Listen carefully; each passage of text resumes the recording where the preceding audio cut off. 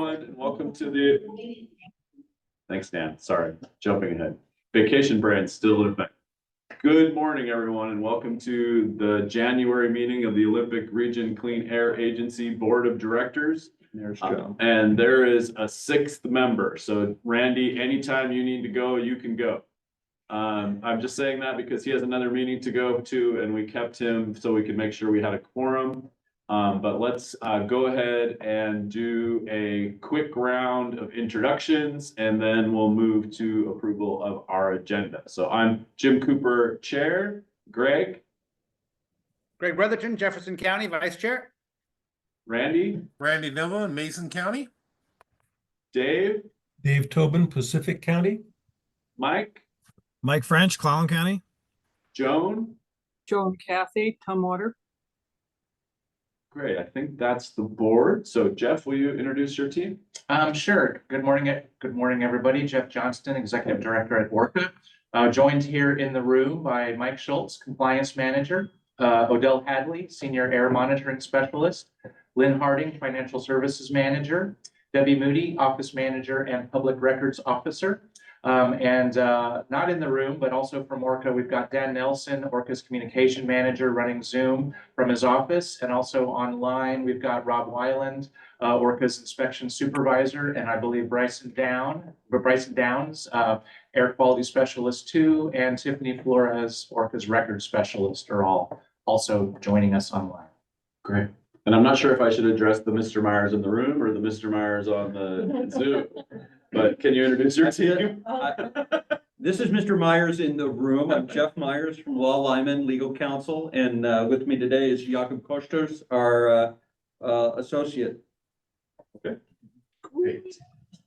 Oh, so that must be is that your device right there? That's my device right there. Okay, you can see people better than I can. Great. Okay, so we have everyone here. Is there anyone we're missing?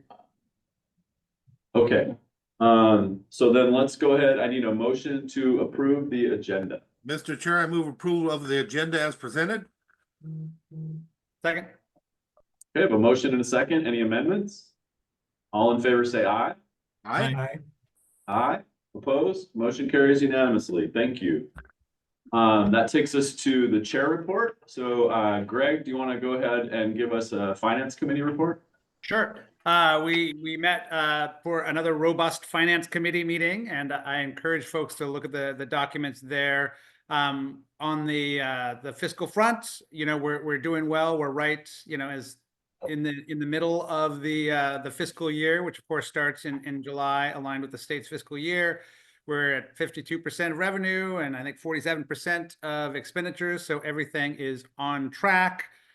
Just to note that we don't have any of the assessments in yet. They go out in January, and all of our member organizations usually get those in by March. But the Title V dollars come in kind of front loaded. So that kind of balances out, and we're right on track.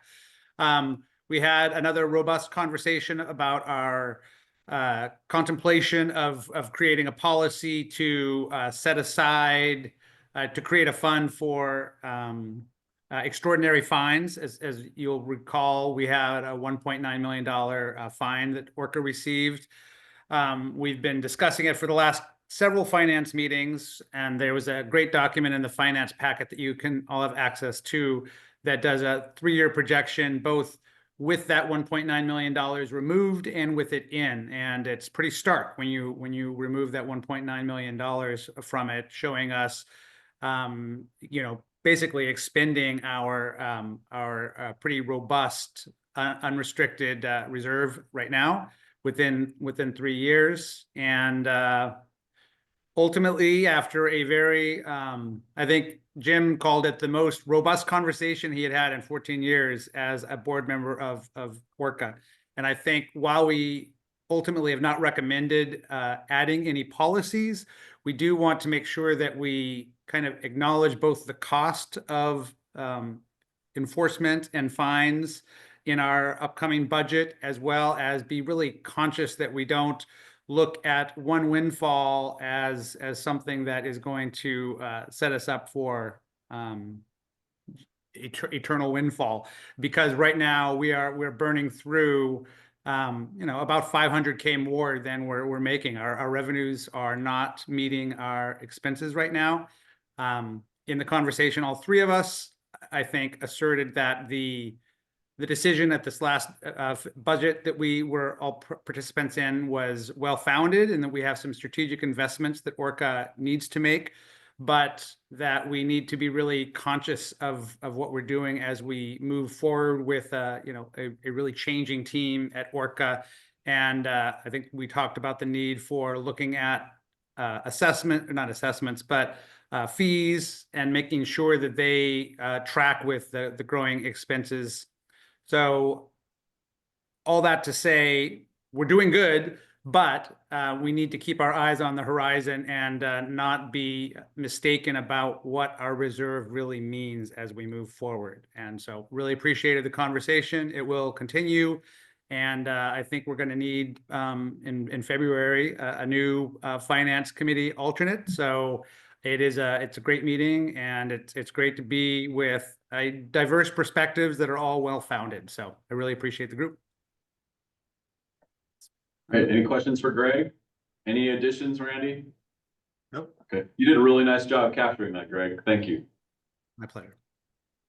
Okay, am I supposed to have any reports? I don't think so. That we talked about? No. Okay, no, I think the only thing on my list is for the executive session at the end of the meeting today. So let's move on then to public comment. Do we have any public? Oh no, that name is, thank you, Randy. Take care. Okay, so I guess we neglected to introduce Ms. Brooks from Thurston County. So can we just, I wanted to just give you a moment. I think you're here covering for Commissioner Grant. Can you say hello? Yes, can you hear me okay? Yes. Yes, we can. Fantastic. Thank you for being so welcoming this morning.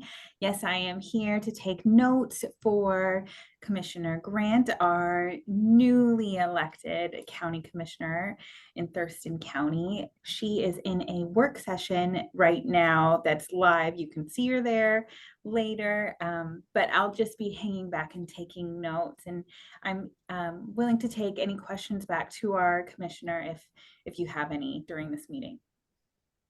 Ashley, is Commissioner Grant the alternate or a new rep to the board? My understanding is that Commissioner Grant is the alternate.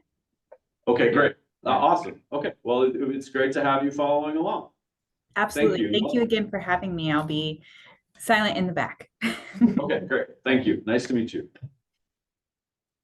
All right, so then that takes us to, okay, so not seeing any public comment. Dan, anything we should know in the interim since our last meeting? Nope, nobody's online, and I'm guessing nobody's in the room, and I haven't heard anything from public in the last 60 days since the last meeting. Okay, great. Then we'll move along to our consent agenda. Is there a motion to approve the consent agenda? I will move to approve the consent agenda. Second. We have a motion and a second. Are there any questions, comments, or polls? All in favor, say aye. Aye. Aye. Opposed? Motion carries unanimously. Thank you. That takes us to director's reports. We'll start with Jeff. Okay, great. Well, thanks, everybody. Happy New Year. While the ORCAA board hasn't met in a couple of months, I can assure you that the rest of us have been pretty busy keeping things moving along on a variety of fronts, a lot of which you'll hear about this morning. First, regarding board composition, so we do have a new board, well, we will have a new board member from Grace Harbor County. We haven't heard from the county yet, so not sure who that will be, but hoping that they will be appointed and be able to join us in February. And so as soon as we know who that is, I'll be reaching out to her or him to set up a board onboarding session. Ashley, I'm also happy to do that with Commissioner Grant. If she'd be interested in learning more about ORCAA, I'm happy to work with you to set up an onboarding. Maybe we could even have a joint session where onboarding Commissioner Grant and the new Grace Harbor County board member at the same time. So, and In terms of board logistics, Debbie's been waiting to send out calendar invites past February until we kind of know who all the board members are. But then she'll be sending that out here hopefully in the coming weeks. You should have through February, I believe, but then so she'll get the March and throughout the rest of the calendar year in the coming weeks. Let's see. So a couple things regarding upcoming agendas, specifically for the February meeting. Hey, Dan, can you share the board agenda planner that's linked from the agenda, please? One of the things that we had talked about was doing a regional focus at our board meetings, just to try to highlight stuff going on at what ORCAA is doing in your counties. And so we're doing that. We initially were going to do a focus on Jefferson County this month, but we decided to push it out till February. A number of us met with Greg in early December. And so we've got things well in the works. But one of the things that we're doing is Greg is going to join us on an inspection, and just the timing of getting that scheduled took a little bit longer. So anyway, we'll be back. That is on the agenda for February, a regional focus on Jefferson County. And then we talked about Mason County being next. And so I'll reach out to Randy to see that will either be, I think, in March or April. Another thing just to look forward to in February, the legislature made significant changes to small public works roster process last session. And so Lynn and I are still working to figure out what those changes are and what the implications are for ORCAA. Working with MRSC because they're basically the holder of the new roster. But we'll be coming to you in February with a resolution that we need for using MRSC small works roster going forward. And there'll also be some changes to our purchasing policy that we need to make to incorporate the use of that new roster. Let's see. Also, the state auditor's office will join us in February for an exit conference. They've been here on site for the past couple weeks, on and off. At times we've had 3 auditors here, but they've got a room set up upstairs where they've been camped out, working closely with Lynn and with Debbie and with Laura and others to do our audit. We had an entrance conference that Greg participated in last week. So that's all going very smoothly. And in fact, the auditors have said this is the smoothest audit and that Lynn is more organized than anybody else that they've ever worked with. But anyway, that's something else to look forward to in February.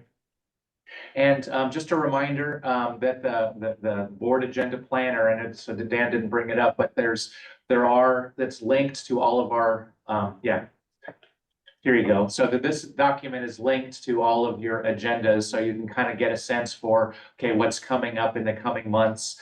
And again, if you have any suggestions, things that you would like to see on our upcoming agendas, please reach out to me or others to let us know, and we can work to get those on our agenda. So other updates. So since we met in November, a number of us here at ORCAA have been very busy filling vacant or soon to be vacant positions. You'll hear more about this from Mike and from Lynn, but I wanted to update you on the agency's financial services manager position. So that's Lynn's position. And basically this is agency's financial lead, also covers a wide variety of HR duties, and is also our building manager. Well, as Lynn announced a number of months ago, she's retiring at the end of April. And so one of my top priorities over the past few months has been finding our next financial services manager. And ideally with a few months of overlap with Lynn. And I'm very happy to announce that Tyson Justice will be joining ORCAA on February 3rd in this position. So Tyson comes to ORCAA after almost 6 years at the Thurston Regional Planning Council, where he has for the past 3 years has been their finance and HR manager. So very excited about having Tyson join us, and you'll get to meet him in February, but I just wanted to give you a heads up that hire has happened. So I called Mark. Be mad at me. I called Mark last week. A couple follow-ups from November. I had, after having conversations with 3 different commercial property managers, I decided that ORCAA is better served by managing our own building rather than working with a commercial property manager to help us manage the seven tenants and spaces that we have. So won't be moving forward with that. I don't think there's really any efficiencies or cost savings to be gained there. Next item, I'd really like to thank Odell and Aiden Palm for their efforts in getting an EV chargers installed on the building. We went out for bid in early December with that, but through conversations and questions with some of the potential bidders, we realized that there was a problem with the electrical supply to the building, which then reached out to PSE. So Aiden and Odell met with PSE last week. So we're looking at what do we need to do to get the building electrical supply in a position to be able to support at least initially one level 2 charger, but then likely more level 2s. Of course, we've talked about putting solar up on the roof at some point. And so we need to make sure that the building electrical system is up to these changes that we're looking to make. And so it's just taken a little bit longer than we had expected, but we are moving through it. Actually, we've got a meeting later this afternoon to talk about next steps. Not enough input, or we can't handle it. We have two 200 amp panels. They're both completely full. And it might be okay, but the load calculations we did show that if everything came on at once, it would probably blow the panel. And if we ever wanted to add to it, like we would already be pushing the limit with just the one that we have. And so, yeah, there's a lot of different ways to fix this. We just need to decide which way we're gonna go. And I think it's a bigger issue than the EV charger at this point. I mean, it has to do with, how we're gonna move forward with the HVAC system in the building. Right. Yeah, definitely a much larger, more complicated project than we had thought it was gonna be, but we are moving forward. Thank you. Let's see, and some exciting news. Tiffany Flores, our record specialist, who's online. So she's been working closely with Debbie and with Laura, our financial specialist, and others. And we have on Tuesday, this coming Tuesday, 41 boxes of old agency records ready for the shredder. So very excited. That's a great, again, we've been doing a lot of work on records. So thank you, Tiffany. And then lastly, I'll just mention, of course, the legislative session starts here in Olympia on Monday. There's a few things that I'm tracking, but no big air quality related legislation that I'm aware of at this point. Of course, I'll be keeping close watch on things. I've got weekly meetings with the other local airs in case things come up. But if you hear about anything that you're wondering about, don't hesitate to reach out. But again, of course, this is a long session, 105 days. So just kind of try to keep track. So that's all I had. Unless there's any questions for me, I'll hand it over to Mike for a compliance manager update. Go for it, Guess that means no questions. All right, hello, everyone. Happy New Year. 6, 7, 8 days in. And I run through the compliance report. You've got the packet. I won't spend details on that, but definitely when I'm done, I can answer any questions on the packet that you might have for engineering or for inspections. Start with inspector team. We promoted Rob Weiland, who's on here, and from within to fill in the supervisor position for the inspector team. He's a AQS3, he was. Now he's an inspector supervisor. He's been with us for 3.5 years, almost a little over 3.5. Does a wonderful job, and I'm very happy that he expressed interest and we're able to bump him up to the supervisor. I'm looking forward to working more closely with him, and he'll do a great job. So since he's down there, thank you, Rob, and congratulations. He started effective January 1st with that position. Because of that, and because of a departure of one of our AQS3s in December, we're actually interviewing for 2 positions to be filled, because we're down 2. We probably will not be able to fill the AQS3s, but we'll hopefully get 2 AQS1s, and we're actually in the process of interviewing this week. We interviewed 1 yesterday, got 1 today, and 1 tomorrow. So hopefully we'll have at least 1, if not 2, out of that group. That's it for the inspectors. The engineers, they recently, as of early this week or late last week, they mailed out 2024 emission inventory packets. And for those who might be new to that, the emission inventory packets, it's a requirement from EPA that we collect emission inventory on several sources, the larger sources. We collect them on the Title V's, we collect them on the synthetic miners and the what we consider RC Class 2s and some 3s. So in 2023, they collected, sent those packets out, they came back in, they finished those up in the emission inventory of those ones. At the end of 2024, there were 80 sources. They got all the emission inventory information from them, reported that to the EPA. And again, EPA uses that from all the regions to make a map of, here's all the emissions that are being generated. So it's a lot of work. It's the time consuming. The engineers do a great job of going through theirs, catching errors. People might underreport, they might overreport.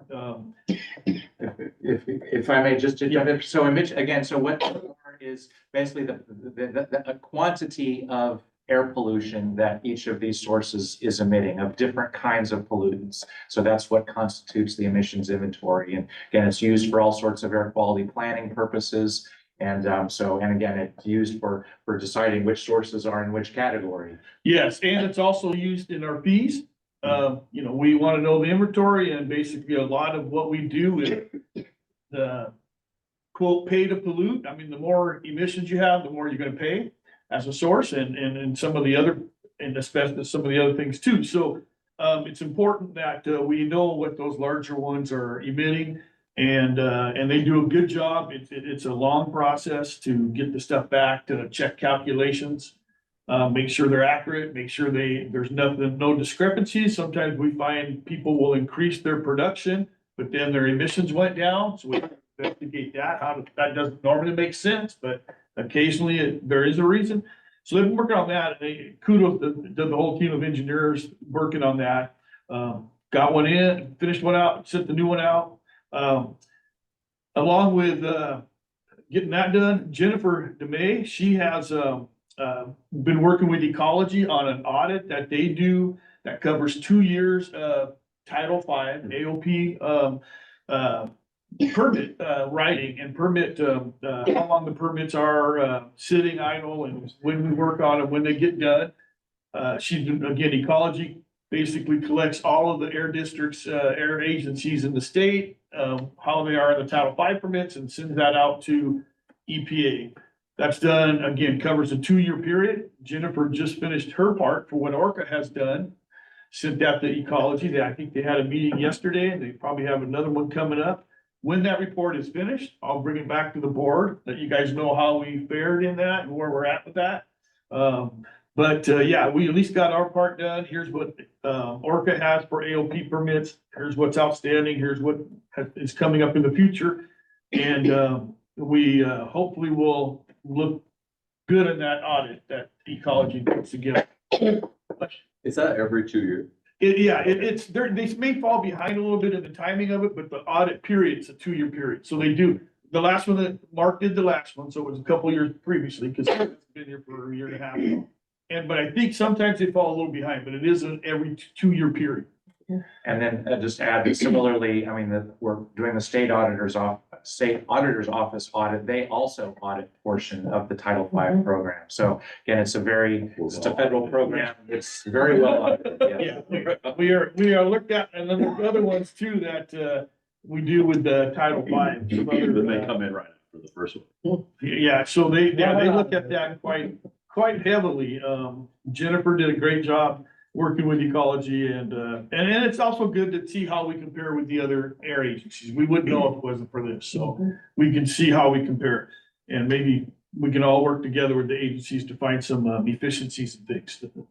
And then along with that, the engineers have been very busy. They've had 11 permits completed since the last meeting, the board meeting, and I think they've got 30 that are in process. They could be at different status, waiting for information, or being worked on, but that's a lot. We've this year, well, the year of 2024, we got a lot more permits than we did in 2023. So they've been very busy. So kudos to them for all the hard work. And I want to use that to transition into kudos to the engineers and the inspectors. As I mentioned, we're down 2 inspectors, basically half the inspectors. And yet they're still pumping out the work like they were doing before. So they're doing a good job. Engineers are helping out where need be. Inspectors are getting out there and prioritizing well. So they're working hard being down 2 people, and I kudos to them for that. One last thing I want to mention is ORCAA inspector staff worked with Benton County with a little interagency help on some a large violation that Benton County is working on. And I think Jeff was the reason they wanted to talk to us, because we had some sources that had similar violations to the one in Benton County. And so it was a large settlement. So they wanted to come to us, and I gave them some advice as to what they looked for, what worked for us, what didn't work, and how we settled ours. And I think they were gonna pretty much follow suit. I think they actually asked, somewhere in that process, they asked for a public record. They had a public records request for our violation settlement and all that, because they Benton County's pretty small. They hadn't had one this big, and they wanted to kind of copy that. So. And I did get a chance to talk to their legal counsel, and that's tracking. Oh, wonderful. Great. Yeah. And like I said, they're a very small department. And so it was good to work with them and give them some advice as to what we've done. And so I'm glad they reached out to you guys. I figured they would. Other than that, I am open for questions, comments. Anything for Mike? Okay, thank you, sir. Dan, can you pull up my slide? Thank you. So this is a little bit longer, but not too long, I hope. So we'll be doing November and December review, and as well a quick 2024 annual summary of all of our sites for air monitoring. Next slide. So starting with November, you can see we had a region-wide air stagnation event happening between November 5th and November 10th. That's where we see some yellow and some of the darker yellow, which would have previously been orange under the ORCAA. So just wanted to show that there. Chesapeake escaped that little event, but it usually does. Otherwise, good across the board. You'll notice Port Angeles has more yellows than the other sites, and I'll get into that in a minute. So December. Next slide. Oh, there it is. So again, you'll see that we had a little bit of air stagnation up in the peninsula in a few areas from December 1st through December 6th. Not so much on the coast at Aberdeen or Chesapeake. Again, that's pretty normal. Raymond also was green across the board, so that's good. And this is pretty typical for wintertime values. More people are burning in their wood stoves, and we get a few stagnation events that cause that pollution to build up. So next slide. So the monitoring highlights for November and December, we had 2 site visits to Chesapeake. And since we're talking about audits, I will mention that Ecology audited the Chesapeake site, as they do every 6 months. We passed, all of our analyzers passed. I was also went up in December with Rob. We did cleaning of the lines and analyzer maintenance that happens on an annual basis. We also had the opportunity, we've talked about this ethylometer that measures black carbon. There are not that many of them in the state, but the Department of Ecology is using some federal grants to buy a few for their sites. And so they are not as familiar with them, and I'm not sure if you remember, but I had written the standard operating procedure for that as part of the deal that we got one. So they sent some of their staff over to perform the audit, but actually for us to train them on how to perform the audit. So it is an audit, but we trained them on how to do it. And then Rob did most of that training, and I just kind of hung back, and so that was really great to see them all interacting. We did release the request for bids on the new shelter for the Lacey monitoring site. Again, that will be funded mostly through IRA, the Inflation Reduction Act grant funding. That bid closed on Monday morning, and we got 2 bids, which I am in the process of evaluating. So hopefully I will have a decision within maybe by the end of the week, but definitely by next week for sure, and we can get the ball rolling on those contracts started. We want to get that shelter installed in July while school is out, and so it's pretty time sensitive that we make sure that we can get that in time. So we don't want to delay on that. And then the other part of our IRA grant, which we don't fully have yet, but was to install some new SenseWAs. That's the Washington State built sensors that they've been putting out across the state, and we want to get 12, so we're going to install 2 per county. But one of the we do have one of those 12 now ready to go, ready for me to pick up, and it will be installed in Forks. And that will appear on the state air quality map. So when you go to the state air quality map, a new spot will be in Forks, and that's going to be installed at the DNR facility there, working with Kevin Pearson to do that, and he's just been really great. So later on this month, I have a date to go out and get that installed. So excited to get our first one installed and hopefully more. Just to add that one of the nice things about the SenseWAs is that those are operate over cellular rather than wireless, whereas Purple Airs are on wireless, and so we're limited. So more limited. When we were working with DNR to have a Purple Air sensor in Forks, but there were all sorts of issues there. So this is going to be a better Wi-Fi. Right. And so with the Purple Air will show up on the EPA's fire and smoke map, but it doesn't show up on Washington State's map. Yeah. Whereas the SenseWAs will show up on both our state map and the fire and smoke map. And as you said, they have their own modem, so we're not restricted. We really just have a pole and some power. We plug it in and it flows. Plug and play. Will Forks be similar to Chicopee, like in that it's always moving air?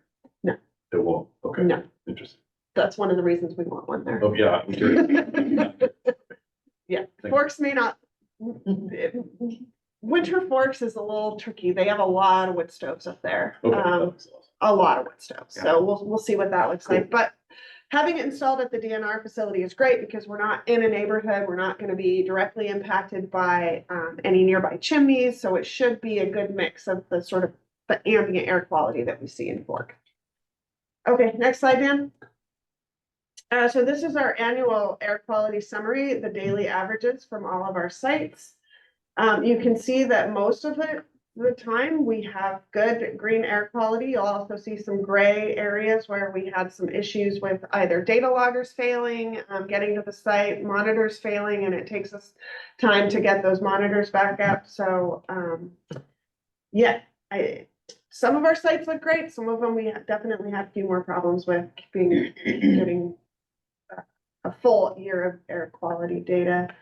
Again, I want to just point out, you'll see a lot more yellow bars in Port Angeles compared to our other sites. And there's a reason for that. And then I just want to point out, you'll see 4th of July peaks there in Shelton, Lacey, and Aberdeen. Didn't see one in Port Angeles, which is they outlawed fireworks there in the city, and that appears to be working. Don't know about Port Townsend because that was one of the periods when our site was down, unfortunately, and the same for Raymond. And then you start to see those wintertime yellows in the January data and at the end of the year. So let's talk about Port Angeles on the next slide briefly, why we see that. So this is a typical wind map for the peninsula when we have strong winds or at least enough winds to ventilate the air. And this is for our southerly winds coming up. And you'll see that at all of our sites, Olympia, Shelton, Aberdeen, you'll see a pretty good wind. But what we see in Port Angeles and actually over Swim as well is a persistent spot of stagnation, no wind. We end up, it's where it is with respect to the mountains and the typical southerly or southwesterly airflow. I will note, and then also a very high wood stove use in Clallam County. So those two things combined, we tend to see that Port Angeles has this period of stagnation when all of the other sites are pretty well ventilated. I will say that after attending a DNR, Department of Natural Resources call on Monday, he went over the year for our weather, and there were a few interesting things that happened in December. We had one of the warmest Decembers on record for our area by like 5 or 6 degrees.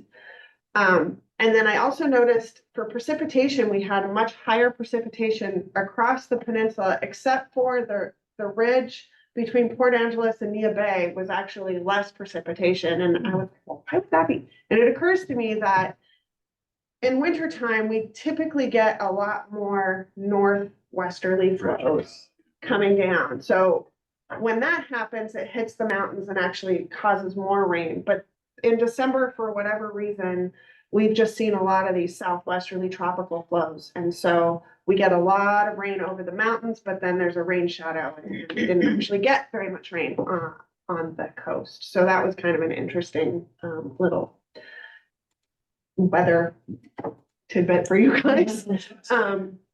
Anyway, so that's all I have for Port Angeles. Last slide, please, Dan. So monitoring highlights, a year in review. This is just most of you guys, you've heard most of this stuff, but the Chesapeake power crisis is not yet resolved, and I don't have any new information on that, but we still have power. Although the site is down at the moment for comms. The UW site, she's using Starlink to communicate with her site, which seems to be a little bit more reliable than our modem. So she's been actually a great resource for me to know when I can't talk to the site, she will confirm that, yeah, we still have power, and she is talking to her instruments. Well, that's up to the state. We're on the state system, so they kind of. We did upgrade the PM 2.5 monitor at Lacey to a federal equivalence method. That's the BAM that we have now. We are still waiting for EPA's approval to turn that into a regulatory monitor, but Ecology has requested has submitted that request.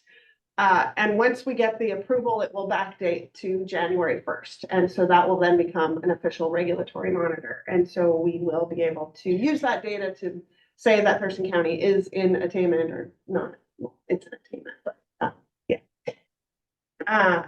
We did write the ethmometer standard operating procedure for ecology and train staff. I mentioned that. Remember, we worked with Port Angeles Fire Department to update site infrastructure. We attended a few monitoring conferences. I went to the National Ambient Air Monitoring Conference in New Orleans, and Rob Weiland attended the Smoke Management in the Northwest Conference in Seattle, and that was a Region 10 EPA conference for 3 days, so that's great.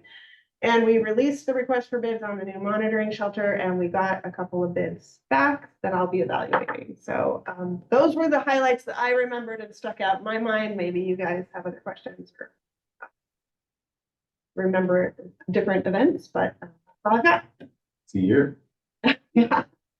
Questions for Odell? I'm just curious if the Port Angeles data is enough to drive us to a countywide burn permit, outdoor burning permit. You're talking for Port Angeles? For the county. Collin County? Yeah. I mean, that's definitely a discussion we could have. I think there's definitely, I guess that's probably anecdotally, that's probably our second or third largest county for those permits. I mean, definitely Thurston County's the most, then you're probably looking at Grays Harbor and Cloud County. From what we know, we do not permit, Mason County, they do their own permits. We check into that, but there are quite a few swim area, west of Port Angeles area, large land clearing burns that we do permit. So that would be something to think of.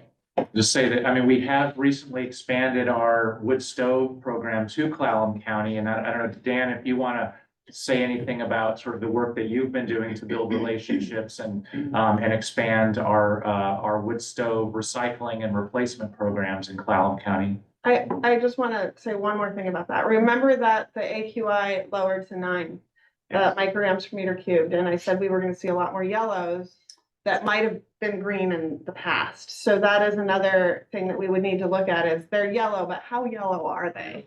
Yeah. So if they're, 9 or 10, that would have used to be green, but now they're going to show up as yellow. So I will jump in and note if I could and go right into my report because I was going to lead with this, but we're planning our outreach events for 2025, and part of that is a change in the Clallam County, Port Angeles area. And note that those yellow events that Odell talked about we're mostly wood stove, not outdoor burning. Census data shows Clallam County, I believe, if I recall right, is upwards of 34% of homes have wood burning as first or secondary form of heat. So that's 1 in 3 houses are burning wood at some point during the year for heat. So that's a lot of wood stoves and fireplace inserts.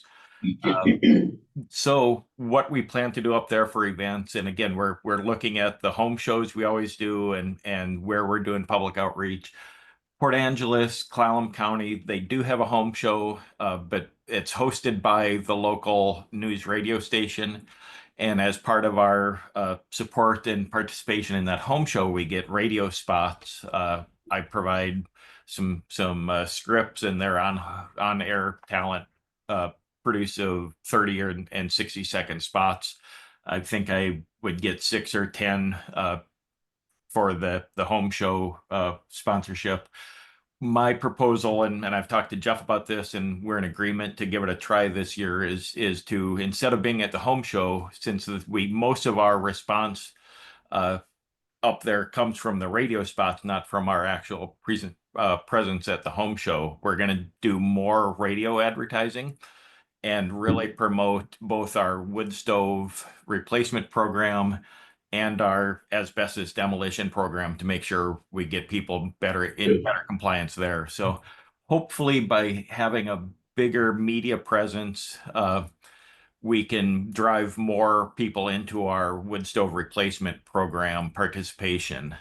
So that'll be a focus this spring and on into next year during the next grant cycle for the wood smoke reduction. So we do have plans to address those yellow days in Clallam County, and that's part of it. So Yeah, Mike had the question about that. So sure. with the wood stove replacement program, I think I'm correct in this, that, I mean, we kind of have this stacking incentive for some people that qualify through like a PUD program that might provide them reimbursement on like switching to a different heat source. What is that called? The ductless heat pumps or something? Yeah. Like these work kind of in concert some of the time, right? So do we have Yep. any relationship with Clallam County PUD? I've worked with Clallam PUD, Jefferson PUD, Mason PUD, but yeah, Clallam has been good over the years, and we do strenuously encourage people to stack their rebates and Okay. get as much as they can. And I know people that have, I mean, if people change out an uncertified wood stove to a ductless heat pump from ORCAA, we'll give them $2,000. Some of the PUDs give another 2,000 to 2,500. Some of the HVAC or the heat pump companies will give a couple thousand. So I'm seeing people put in a $11,000 heat pump and getting 6,000 in rebates. So And then seeing their heating bills go down. exactly, and getting cooling in the summer. Yes. Which is and becoming having more and more relevant, I will say. zero ambient impacts. So yeah, so that's something, again, we've had a really fantastic success in Thurston County over the past 12 years.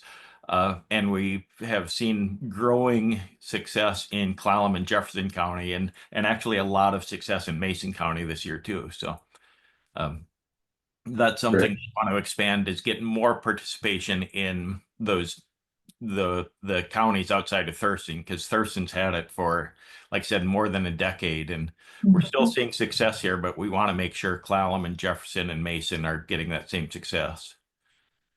And then in Grace Harbor and Pacific County, we do offer the replacement award, which is $500, or the recycle award. So $500 just to pull a wood stove out and recycle it.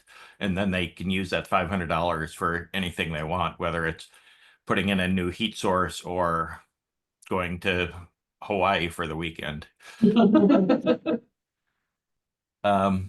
Any other questions on the wood stove program? And I will note, we are looking at probably expending our existing grant dollars by May is my soft estimate. And as Lynn previously noted, if we do expend that grant earlier, there is the potential to do a grant amendment and get a few extra dollars and continue that through June. So, but at this point, I don't anticipate needing to go back and ask for additional funding. But if we do, there is a small pool of funding there that we could tap into. Let's see. The other thing of note is, I think I've mentioned in the past, since about August or September, we've been doing a stronger social media push and making sure we're doing weekly postings on all our social media channels. We've seen a lot of growth from that on Meta, Facebook, and Instagram. We've seen a 69% increase in traffic since September. And on Nextdoor, we're seeing an average post receiving 22,000 impressions. So we're getting a lot of good outreach through our social channels right now. And we plan to continue to expand that. We have successfully issued with the Northwest Air Quality Communicators the request for proposals and issued a contract to a vendor to create a resource sharing service for all of the local air agencies and state agencies in Washington and Oregon to share resources and develop campaigns for messaging on things of interest to all of the local airs. So wood stoves, outdoor burning, asbestos demolition. So that's in place. We're working on the contract and getting that up and running, hopefully by March of this year.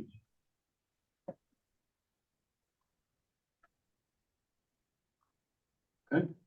Oh, Is that all? I should also note, I've had good outreach with Shelton High School this past fall again. Just talked to their staff yesterday, and students are excited. We are planning to put a purple air monitor at the Shelton High School, both an outdoor monitor and an indoor monitor.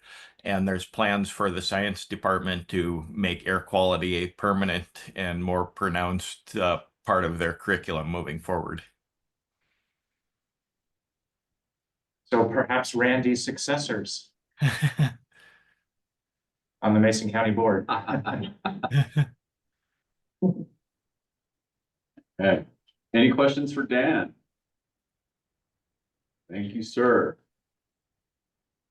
Okay, Lynn. Oh, actually, let me just note for the record that Commissioner Klaus from Thurston County has joined us so that she gets credit for showing up at this meeting. Okay, Lynn. All right. Well, good morning, all. Nice to see y'all again. Happy New Year. Hopefully it's starting off positive for everyone. Yay! So, hey, I know that Jeff had touched on a couple of the items that I was looking to share with y'all. The Finance Committee met, for the second quarter financial report. It's always good, and we're always pleased to have provided a positive report. As Greg mentioned, if you have any questions, please don't hesitate to reach out to Jeff and I and ask any further questions, because it is available to y'all. And yeah, the state audit, it started in mid-December. It continues, and they're conducting their biannual audit of ORCAA's fiscal year 23 and 24. And as Jeff indicated, we have an exit conference scheduled for the February board meeting, and working with 3 of the auditors. And it's nice that we're having it on site. I think it takes away extra work if it was done remotely, because they're able to see our original documentation and auditing to those actual documentation.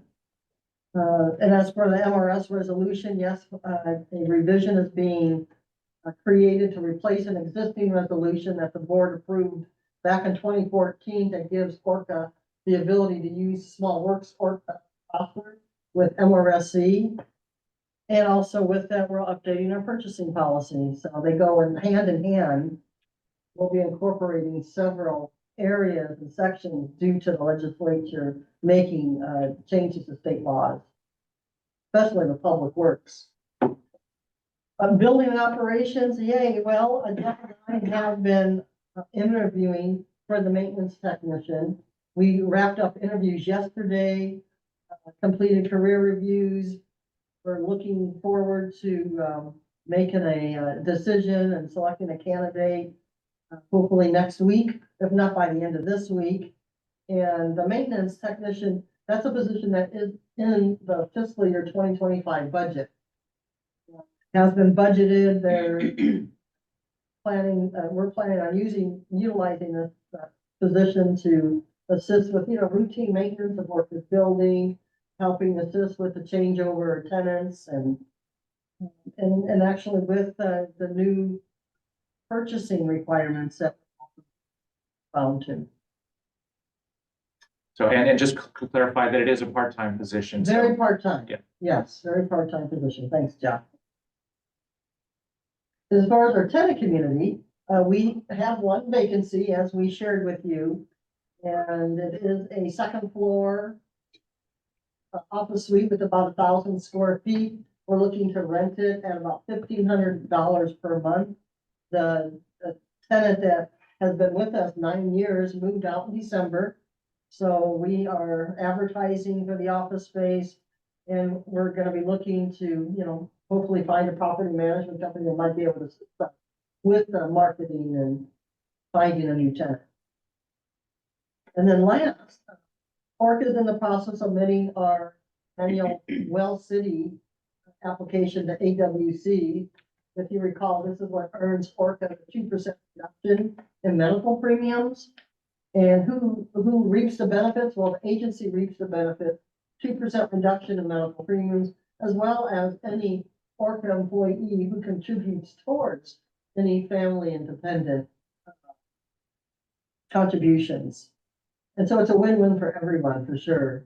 And then last, thank you, board, for supporting this important agency benefit over the years.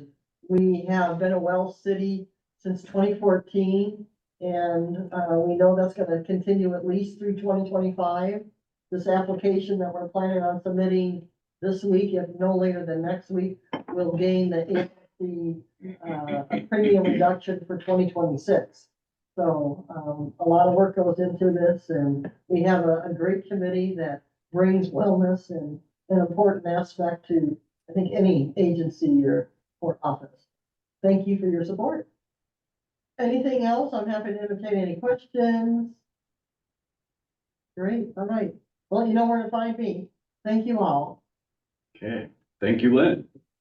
Any questions on anything so far? All right, well, I want to do another welcome and welcome our new Thurston County Commissioner, Rachel Grant, to the meeting. She's an alternate for the Thurston County Board of Commissioners. So welcome, Rachel. It's nice to see you and congratulations on your first, as you said on social media, your second day of commissioning things. Yeah, I'm commissioning things. Sorry. Hi, everybody. Nice to meet you all. Thanks for welcoming me, Jim. Yeah, I was. We had an official board meeting this morning, so I appreciate Ashley, my amazing assistant, just sitting in and listening. But glad to be here and excited to learn and more to come. So nice to meet you all. Great. And I'll just, Tiffany will tell you this, but Jeff, our executive director, extended an opportunity for you and Tiffany to come in and just learn everything about clean air regulations. And I highly encourage you to do that. I think you mean Ashley. Oh, sorry. Oh, yeah. Ashley. Sorry, I just Oh, read yeah. the wrong No. block. Ashley, Yes. yeah. New name for me. I would love to. And Ashley mentioned that already, and I really appreciate the invitation. So we will get that on the calendar for sure. Emily? Thank you. I just wanted to say I'm really happy to be back. We were in a board work session this morning about the courthouse, so I came in a little bit late, but from what I've heard, it sounds like we're making a lot of progress on our social media presence. I was really, really impressed to hear how much of an increase in engagement you all have received. So I just wanted to give props to staff for that. I did have a couple of questions. It was breaking up a little bit during the financial services update, and I was wondering, one of the last things that you mentioned was, I think you said we've been a well city since 2014. Did I hear that right? Yes, What does you that did. mean exactly? What does that mean? Good question, Emily. So, ORCAA used to administer their health benefits through Washington County's Insurance Fund. And due to the relationship we have in our 9-member board of directors, we were able to hook up with Association of Washington Cities due to ORCAA's board member, City of Olympia representation. And basically, City of Olympia adopted us and allowed us the connection to access Association of Washington Cities Health Benefit Trust. Again, it's been, the first year was amazing, saving the agency over $75,000 in health premiums for our medical, dental, life, vision, employee assistance. So we also have to prove and go to before the Association of Washington Cities. Is there anyone else doing similar services to ORCAA? Well, we are the sole air agency in our 6-county area, specifically Thurston County, which gave us the ability to tap into the AWC Health Benefit Trust. So as long as the city of Olympia is a member of AWC, we get to reap the benefits and continue to be the adopted child. And if I could just add that, so Well City is a particular program that AWC has sort of beyond participating, beyond having AWC carry our benefits. If you meet certain criteria, then you qualify as a Well City, organization. And that then leads to the 2% savings on our medical. Okay. It's a process that each agency or city needs to undergo and fulfill certain requirements and provide documentation on how we're delivering wellness to our agency. That's awesome. Thank you. When you mentioned it briefly, I was like, that sounds like a really big achievement. And I wanted to just touch on it again and kind of understand what you meant by that, because that's amazing. And I didn't realize that. So since 2014, that's awesome. That's really significant. And then the other question I had was, it kind of came to mind when you were talking about the small space that's coming up for lease. And I was thinking, not with just that, but with anything else, is there something that the county could do to help boost engagement or get that kind of news out? If there's ever anything that you think the county could help with as far as just like pushing information out, I'd be happy to bring that information to the board so that we can maybe try to promote things that ORCAA is working on. And I just wanted to kind of throw that out there. And if there are any other ideas that you have as far as how the county can help, I'm kind of jumping back into this, and after a long break from ORCAA, I'm really interested in just kind of hearing from staff on how the county can help. So any type of refresher meetings I'm open to. And so if anybody wants to chat more about how the county can support ORCAA, I'd be happy to do that. Can I just add something, Chair Cooper? Yeah, thanks for that, Emily. You know, one of the items that I pass on to the board is we have a vacancy, share that information with anyone and everyone, send them my way. We have the advertised space on our website, Craigslist, communication. Again, send them our way. It's a great space, and there's pictures on our website, pictures on Craigslist. What is the space suitable for? It's really phenomenal space and quiet, and the owner is right here on site, so pretty fantastic. So a lot of perks. Thank you for that offer, Emily. One of the best brand ambassadors Dan has is us. So I think that anytime we can lift up ORCAA, in person or online, it helps the agency. Yep, and actually that's a nice, at the Washington Air Directors meeting on Monday, one of the things that I haven't had a chance to talk with you about this yet, Dan, so it's the first time you're here.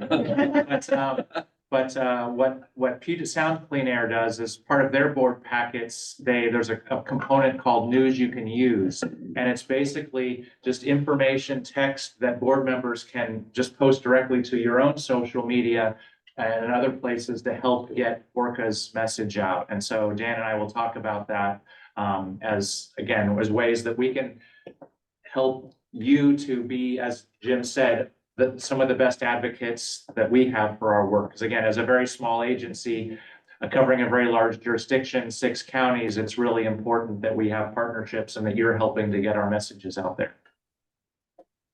Thank you. Thank you so much. Great. Anything else for the general agenda? Anything good of the order? I'll do that now. as it says on the agenda. Sorry, I thought I was jumping in. Okay, so then we are 59. Yeah, the time I dropped off. Okay, so we're gonna go ahead and convene an executive session to talk about performance, and I'll read the canned words I need to in a minute. But I just wanted to ask the boards, okay to allow Rachel as an alternate to join us in executive session for this conversation. Okay, perfect. Okay, so Dan and Jeff will help us do that movement in a moment, but I want to read the required notice. The board will now meet in executive session for up to 30 minutes to discuss the performance of the executive director as allowed by RCW 42.3.110G. The board will be in executive session until 11:30 or sooner, at which time the regular session will reconvene. The board is not expected to take action following the executive session. I think we have to give it time. We can't come out before 11:30. You can't come back out before 11:30, and at that point in time, you're coming out to adjourn. Correct. We can't. So it's better to go short and then ask for more time. Better to go short and then ask for more time if necessary. Yeah, and I was gonna say too that, and Emily, I don't know if you might have wanted to pop in here too, but we have another engagement at 11:30 that we need to travel to today, and so Okay. but I mean I could stay till like 10:20 or 11:20. Yeah, no, I'm gonna amend it to 15, and we'll talk about your measures at a different executive session than this one today because of that. So, And, but we'll talk about the process with Jeff. and I have another meeting that I have to go to now as well. Okay, well, we'll Okay. do, so I'm just gonna amend my statement and say that we will be out by 11:15 and will be no longer than, I'll make it 11:17, so it's no longer than 15 minutes, according to all the other things I just said on the record. So, let's move to executive session. Thank you. Okay, there you go. Okay, I have 11:17. We are adjourned. Thank you, everyone. Thanks, y'all. See you next month.